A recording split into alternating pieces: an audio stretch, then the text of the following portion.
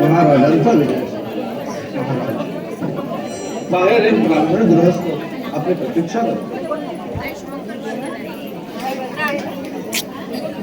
त्याने आपल्या येण्याचं कारण फक्त श्रीरामाच्या वर्णनात सांगेल असं म्हणलं.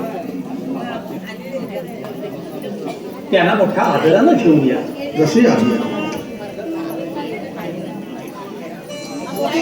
कोण असेल बरं?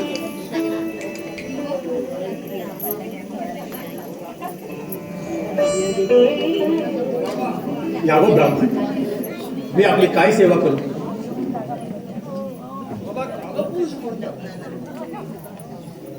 आपली वीण अगोदर ठरलेली आहे. ठरलेली आहे? ब्राह्मण, क्षमस्व, पण आपला काहीतरी गैरसमज होतोय. मी मुक्त आर्यावर्ताचा सम्राट आहे. माझी भेट ठरवून घेता येत नाही. रामा, तुझ्या हे बोलण्यात किंचित अहंकार वाढलेला दिसतोय. तू मुक्त आर्यावर्ताचा सम्राट असून तुझी भेट कोणाला केव्हाही घेता येते हे स्वतःच सद्गुण असलेलं तू सांगतोय. पण ब्राह्मण, हा रामा, मी बोलत असताना मध्ये बोलून मला थांबवायचा प्रयत्न करू नको. या तुझ्या बोलण्यात तुझी भेट आधी ठरवूनच मग मी घेणं योग्य असाच अर्थ निघतो. पण एक लक्षात ठेव, ही भेट तू नव्हे मी ठरवलेली आहे. पण ब्राह्मण, ब्राह्मण केव्हा? चैत्र शुद्ध नवमीला तुझा जन्म झाला त्याच क्षणी. चैत्र शुद्ध नवमीला? ब्राह्मण, आपण जे सांगता ते गूढ वाटत असलं तरी मी नम्रपणे आपला अधिकार मान्य करतो. बोला, मी आपली काय सेवा करू? रामा, मला तुझ्याशी अत्यंत गुप्त बोलायचंय, एकांतामध्ये बोलायचंय.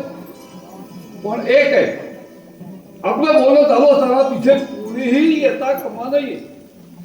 जो कोणी येईल त्याला तू एकच शासन द्यावं लागेल. कोणतं ब्राह्मण? देहांत शासन.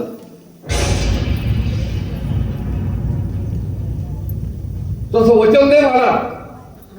ब्राह्मण, नाहीतर आम्ही निघालो. थांबवा ब्राह्मण, तुमची आज्ञा पाळणं हे माझं परम कर्तव्य आहे. आपण इथंच थांबावं. मी उत्तम रक्षकाची नेमणूक करून आत्ताच येतो. हे लक्ष्मणा, बरं झालं तू आलास. हे कालपुरुष माझ्याकडे अतिथी म्हणून आले. त्यांच्याशी माझं संभाषण चालू असताना आमच्या एकांताचा भंग कुणीही करता कामा नाहीये असं त्यांचं म्हणणं आहे. आणि जो ह्या एकांताचा भंग करेल त्याला देहांत शासन देण्याचं मी त्याला वचन दिलंय. लक्ष्मणा, तुझ्या दृष्टीनं इथं जो सर्वोत्तम रक्षक असेल त्याची नियुक्ती कर. आम्ही दोघं आज बोलत बसतो. दादा, तू निशंकपणे यांच्याशी संवाद साध. मी उत्तम अशा द्वाररक्षकाची याची नेमणूक करतो. ठीक आहे, चला हो ब्राह्मण. रामा, वचन लक्षात आहे ना?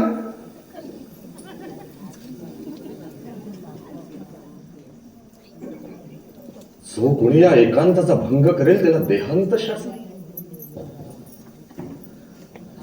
सर्वोत्कृष्ट द्वाररक्षक कोण असेल बरं? हे गांभीर्य दुसऱ्यावर सोपवण्यापेक्षा आपणच स्वतः इथे उभं राहिलेलं काय?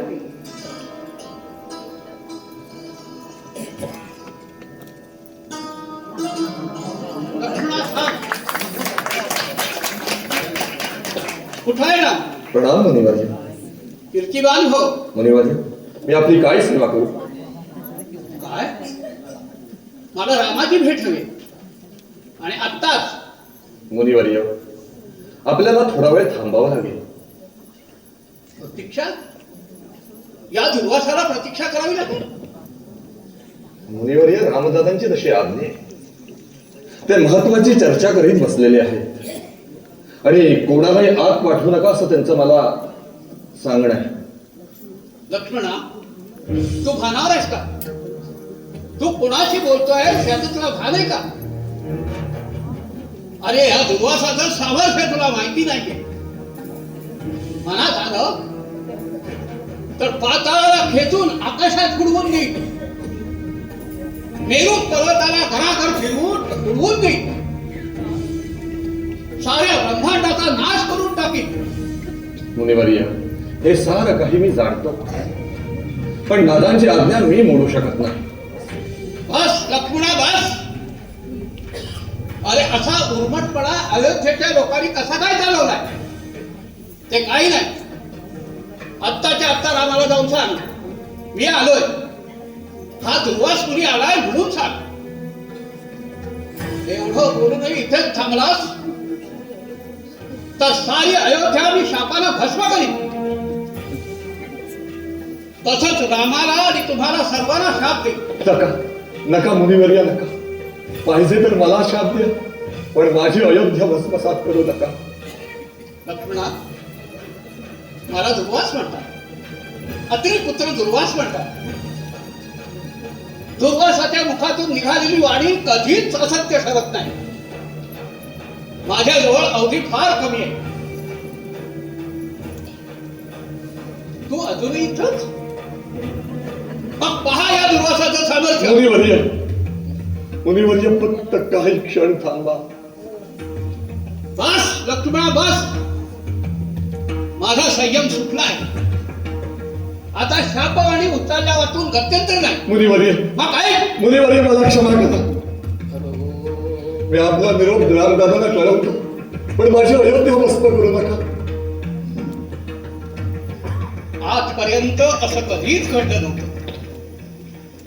मग आजच असं का झालं? आजच या दुर्वासाला प्रतीक्षा करावी का लागत आहे? आणि ज्याच्या बरोबर रामचंद्र एकांतात बोलत आहे ती व्यक्ती कोण असावी? अरे अरे,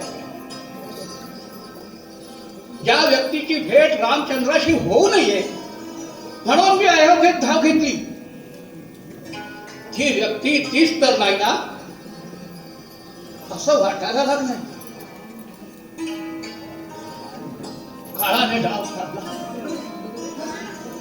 मी येण्या अगोदरच त्याने आपलं काम केलं. याचा सोक्षमोक्ष लावलाच पाहिजे.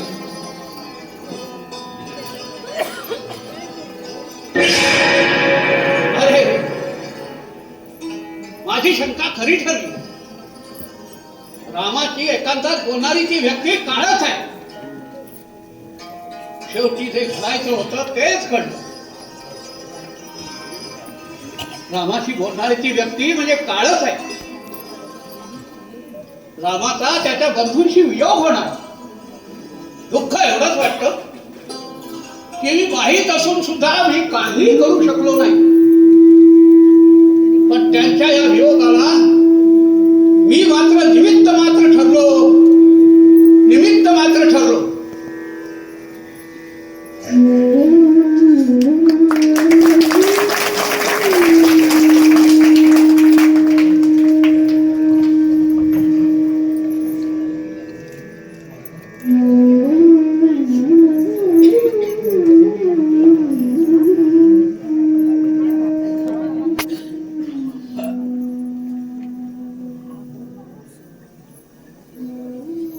रामा, तुझ्यासारखा श्रेष्ठ, धर्मनिष्ठ, कर्तव्यनिष्ठ आणि पराक्रमी गोपाल अद्याप या भूतलावर झाला नाही. याला मी साक्षी आहे. तू अनंत यातना भोगल्यास, अनंत कष्ट सहन केलेस, पण या पृथ्वीवर प्रथमच असं एक राज्य निर्माण केलंस की जे सर्वश्रेष्ठ न्यायावर आधारित आहे. आधीच्या दैत्यापासून चालत आलेला संघर्ष आणि युद्ध याचं तू नेतृत्व केलंस. म्हणून रामा, माझी तुला एक विनंती आहे. बोला ब्राह्मण, मी काहीही करायला तयार आहे. आपली विनंती मी आज्ञाच समजेन. रामा, नीट आहे. हे युद्ध पृथ्वी तलावरचं अखेरचं युद्ध ठरावं, नाहीतर संपूर्ण मानव जातीचा मी संहार घडून आणीन. मानवानं मानवावर जर केलं युद्ध, ही तुझ्या सर्वश्रेष्ठ राज्य निर्मितीची अखेर झाल्यापासून राहणार नाही. रामा, तुझं लोकोत्तर कार्य तू पूर्ण केलंयस.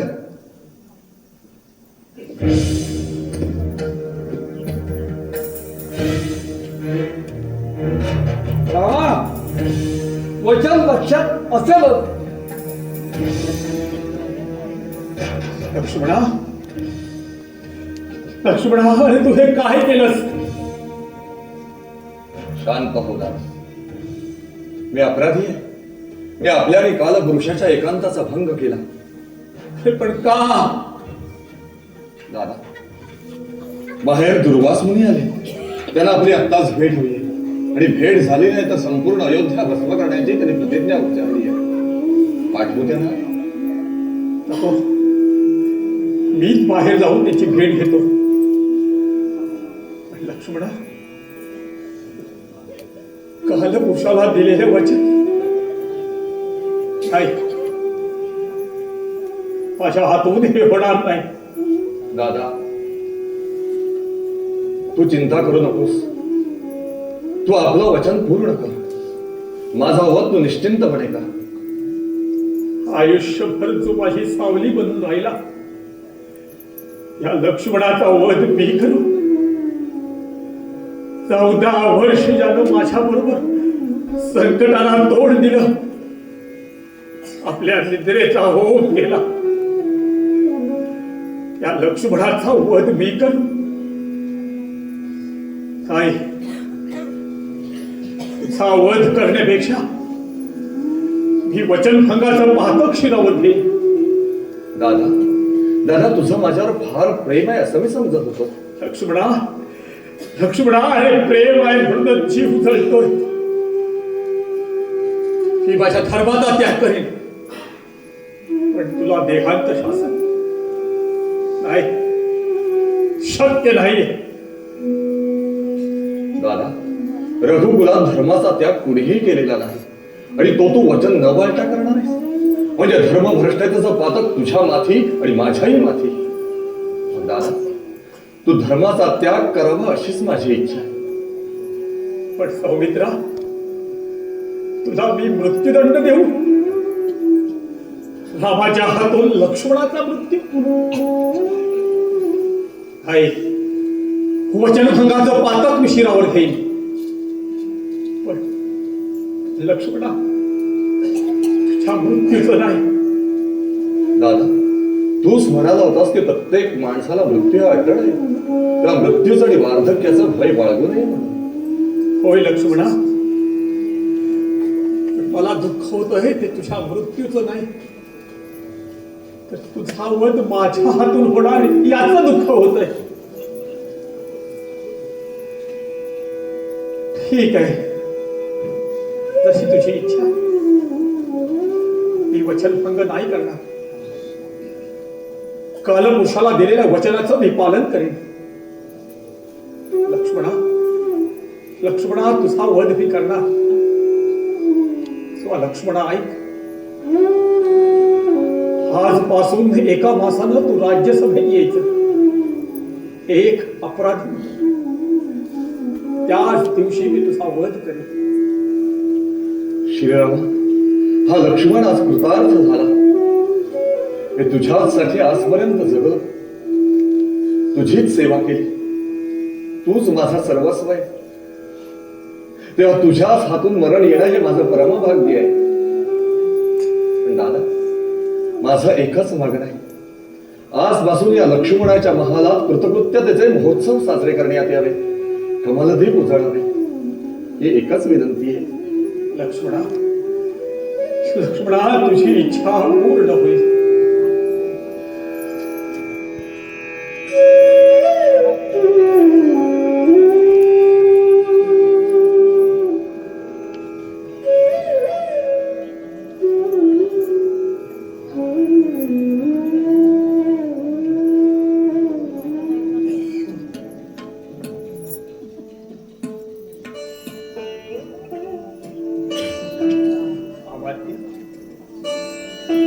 ज्या दिवसाची भीती वाटत होती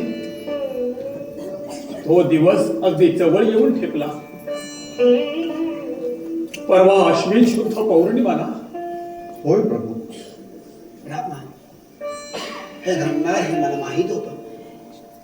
शरीरावर रोमांच उठवणारा प्रसंग येणार, तुझा लक्ष्मणाशी वियोग होणार हे सारं मला माहित होतं. तेव्हा लक्ष्मणाच्या वियोगाचं दुःख मानू नकोस. वचन व्यर्थ जाईल असं मुळेच वागू नकोस. रामा, धर्माचा त्याग केलास तर साऱ्या त्रैलोक्याचा नाश होईल.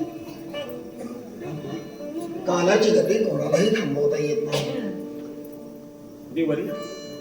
मुनिवर्य सार हे कळतंय मला. मला लक्ष्मणाच्या वियोगाचं दुःख नाहीये, पण लक्ष्मणाचा वध मी कसा करू? काल पुरुष येऊन गेल्या दिवसापासून माझ्या डोळ्यासमोर फक्त आणि फक्त लक्ष्मणच दिसतोय. शुभ्र काळ्याभोर डोळ्यात देखणा चिमुकला लक्ष्मण. माझं बोट धरून उड्या मारत चालणारा लक्ष्मण. मृगयेला मी गेलो असताना माझ्या मागून धनुष्यभान घेऊन येणारा लक्ष्मण. उड्यावर स्वार होऊन ज्याला भरधाव पिटाळताना त्याची जुल्फ वाऱ्यावर उडतायत असा मोहक आणि बेभान लक्ष्मण. मुनिवर्य, जीवनाची जी मूल्य जे आदर्श असे मी शिरोधार्य मानले, ती सारी माझी शत्रू बनून माझ्याच अंगावर आली. त्या साऱ्याने मला विचारलं, रामा, रामा, तू कर्तव्यनिष्ठ आहेस? दिलेलं वचन पाळणारा आहेस? मग कर हे कर्तव्य, पाळ हे वचन, दाखव तुझी सत्वनिष्ठता. नाही नाही, सहन होत नाही.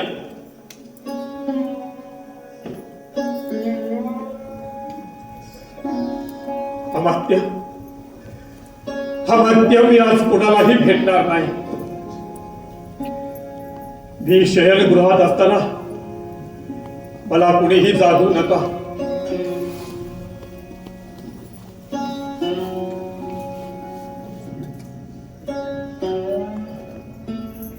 आचार्य, प्रभूंची अवस्था माझ्याकडे बघवत नाही.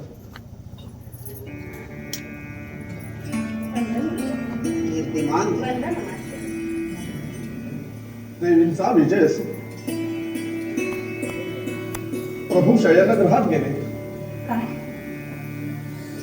आज आम्हा दासींची वंदना न स्वीकारताच प्रभू शयनगृहात गेले. अद्याप तर सायं उपहाराची वेळ देखील झाली नाही.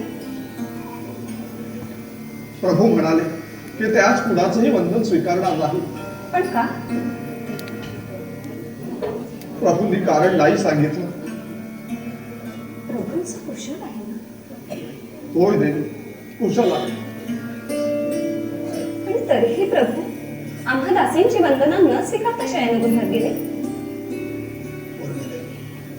सुमंत्रांना अधिक प्रश्न विचारू नकोस. ते स्वतःच व्यथित. उदय प्रातःकाळी तुला सर्व कारण समजेल. तोपर्यंत धीर धर. सकाळी प्रभूंचं दर्शन घेण्यासाठी अवश्य ये. श्रीरामांचं शुभदर्शन घे. अमर्यादेची क्षमा असेल, पण आपण दोघेही कशाबद्दल तरी मुग्धता पाळत आहात अशी शंका येते. आजपर्यंत मांडलीच्या आणि माझ्या पदवंदनाचा स्वीकार न करता प्रभू कधीही शयनगृहात गेले नाही. मग आज असं काय घडलंय? आज प्रभू एवढ्या लवकर शयनगृहात का गेले? सांगा सुमंत्र, तुम्हाला माझी शपथ आहे. देवी, मी काय सांगू? मीच व्यथित आहे. हे आचार्यांनी आत्ताच नाही का सांगितलं? प्रभू एवढंच म्हणाले की मी आज कुणालाही भेटणार नाही. मी शयनगरात असताना कुणीही मला जागू नये एवढं बोलून प्रभूने उत्तर यानं डोळे टिपले. प्रभूंनी डोळे टिपले. प्रभूंच्या डोळ्यात अश्रू. सांगा सुमंत्र, सांगा नक्की काय घडलंय. देवी, मी रघुकुलाचा साधा सेवक आहे. यावर जास्त मी काय सांगू. हे काय पाहते मी. कोणीच नीटपणे उत्तर देत नाही. माझ्या मनाला वाटणारी भीती खरी ठरणार असंच वाटू लागलं. म्हणजे असं काही असं तर स्वामींच्या कक्षात ऐकू येणार तर येणार. मन कसं अगदी गोंधळून गेलंय. स्वामींकडे त्याची शहानिशा केलेली बरी.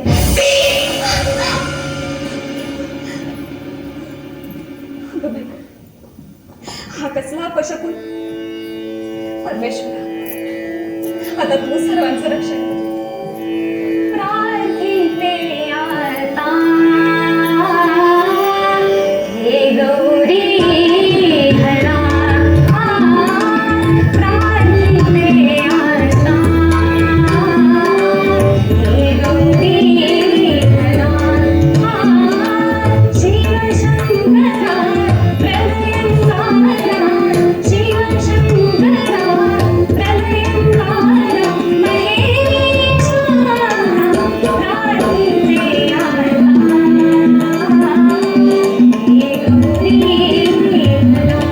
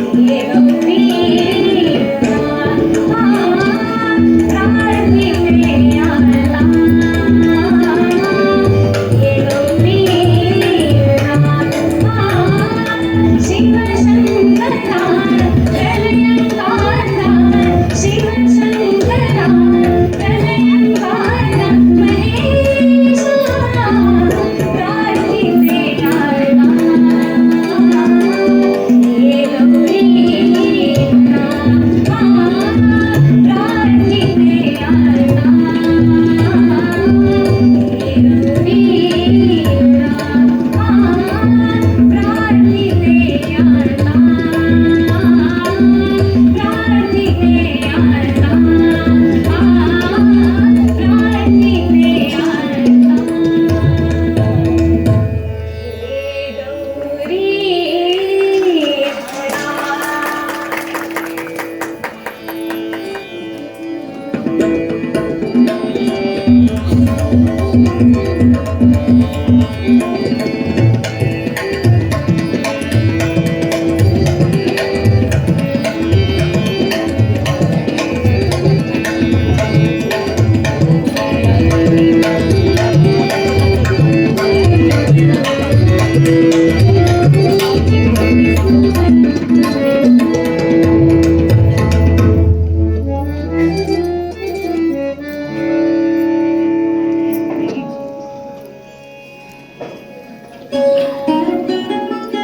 महाराज, अपराधाला दरबारात आणण्याची आज्ञा हवी. आज्ञा आहे सुमंत.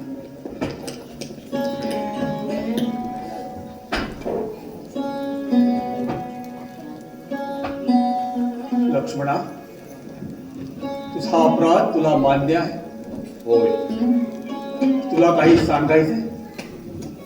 प्रभू, मृत्यू हे जीवनाचं अखेरचं सत्य आहे. रामसेवा हे माझं जीवन कर्तव्य. ते करताना प्रत्यक्ष प्रभूंच्या हातून मरण येणं हे माझं परमभाग्यच आहे. कारण कर्तव्य करताना येणारा मृत्यू हा सर्वश्रेष्ठ मानला जातो. प्रभू, माझं जीवन कार्य पूर्ण झालंय. आज खुद्द रामचंद्रांच्या हातून मला मरण येणं हे माझं इच्छा मरणच आहे. प्रभू, हा नश्वर देह ज्याच्यासाठी झिजवला त्याच्याच चरणी पडावा, या परत दुसरं भाग्य ते कोणतं? प्रभू, तुम्ही निसंकोचपणे मला देहांत शासन करा. लक्ष्मणा, प्रजेसाठी तुझा काही संदेश? प्रभू, आपलं कर्तव्य पालन करणं हे साऱ्या जगाला ज्ञात आहे. मृत्यूला आलिंगन देण्यापूर्वी मी अखिल मानवजातीला सांगू इच्छितो की प्रभू रामचंद्रांसारखा नृपाल आजपर्यंत झाला नाही आणि पुढेही तो होणार नाही. रामराज्य हीच मानवी जीवनाची अखेरची सीमा असेल. लक्ष्मणा, देहदंड देण्यापूर्वी तुझी काही इच्छा? प्रभू, वारंवार सुमित्रा मातेच्या पोटी जन्म व्हावा आणि आपल्यासारखाच बंधू लाभावा. फुलांमध्ये कमल पुष्प सर्वात पवित्र आणि सुंदर मानलं जातं. ते कमल पुष्प आपल्या चरणी अर्पण केल्यानंतर मला देहदंड देण्यात यावा. लक्ष्मणा, तू अपराधी आहेस. हा अपराध दंडनीय आहे. देहांत शासन हाच तुझा दंड आहे. पण तू या तोसच देशाची लोकोत्तर सेवा केलीस. तू अयोध्येचाच नव्हे तर अखिल आर्यावर्तातच आवडतायस. तुझ्या नुसत्या दर्शनानच माणसं प्रसन्न होतात. तेव्हा लक्ष्मणा, तुला देहांत शासन करण्यास मी असमर्थ आहे.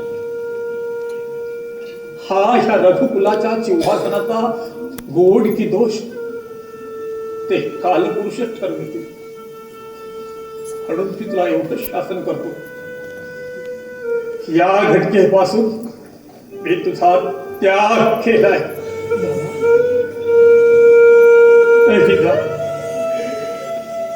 पण पुन्हा तुझं मुखही मला दाखवू नकोस. प्रभू रामचंद्र, आपण हे काय केलं? लक्ष्मणाचा त्याग. प्रभू, आपल्या हातून येणाऱ्या मृत्यूला हा लक्ष्मण हसत हसत सामोरा गेला असता. जोवर आकाश मंडलात सूर्य चंद्र व तारे आहेत तोपर्यंत राम आणि लक्ष्मण जिवंतपणे वेगळे राहू शकत नाहीत. प्रभू, लक्ष्मण ही कल्पनाही सहन करू शकत नाही.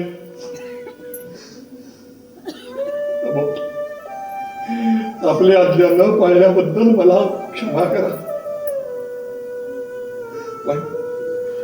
पण आपण स्वतःच्या हातून मला देहदंड देऊ शकत नसा तर हे त्यागिष्ट जीवन जगण्यापेक्षा मी पवित्र अशा शरयू नदीत अर्पण करणार आहे.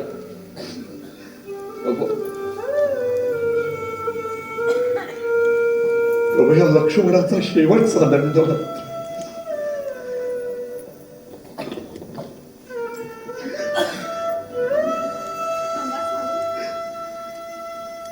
आपलं वचन विसरला?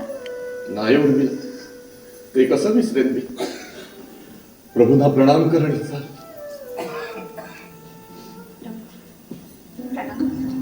कोण? उर्मिले तू? होय प्रभू. आपल्याला झालेली वनवासाची आज्ञा स्वतःलाही झाली आहे असं समजून जानकी ही आपल्या बरोबर वनात गेली. आता स्वामींना झालेलं देहांत शासन मलाही झालं आहे असं समजून मीही देहांत शासन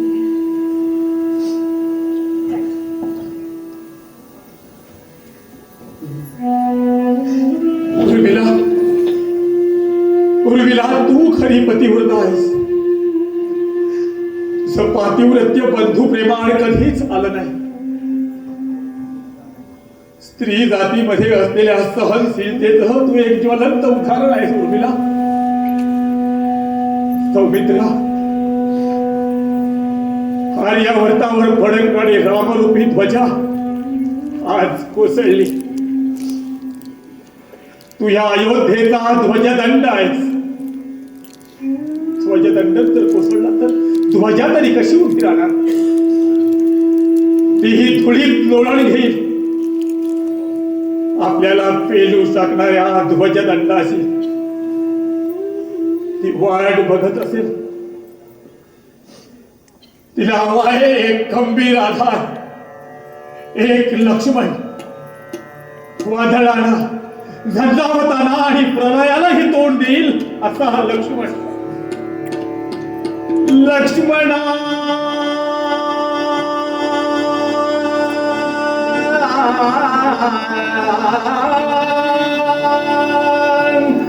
लक्ष्मणा,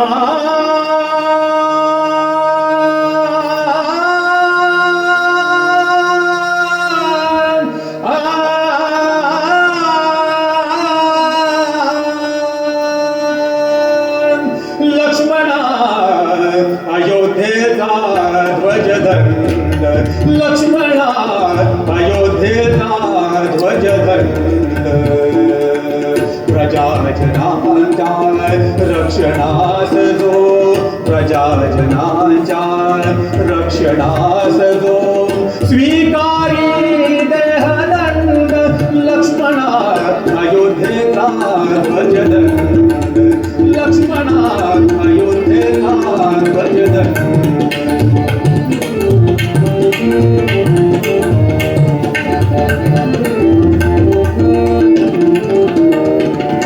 ध्वजधारक तू, भयहारक तू. ध्वजधारक तू, भयहारक तू.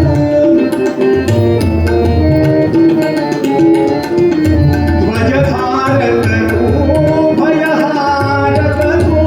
इंद्रजितादी संहारक तू. इंद्रजितादी संहारक तू.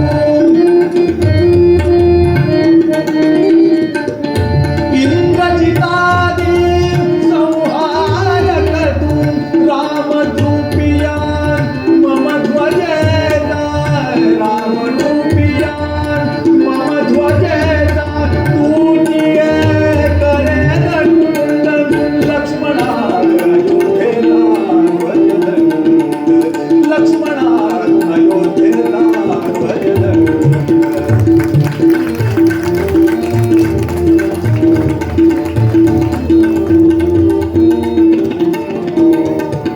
ध्वजधारक तू, भयहारक तू. ध्वजधारक तू, भयहारक तू.